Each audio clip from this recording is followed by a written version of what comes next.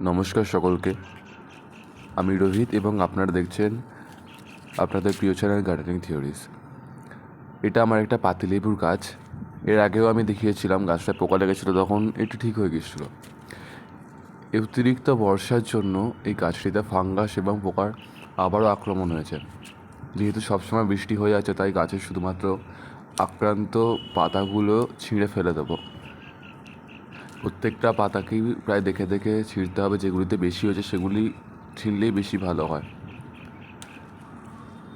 এইভাবে করলে অনেকটা প্রতিকার পাওয়া যায় এবং যখন রোদ বেরোবে সেই সময় গাছে কিছুটা ফাঙ্গিসাইড এবং পেস্টিসাইড স্প্রে করে দিলে গাছটি তার নিজে থেকেই এই সব রোগের প্রতিকার করবে।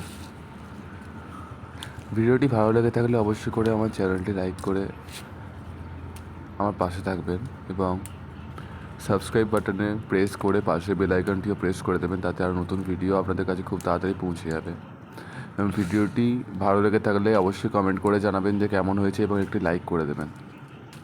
সবাই ভালো থাকবেন, সুস্থ থাকবেন এবং অনেক অনেক করে গাছ বসাবেন। ধন্যবাদ।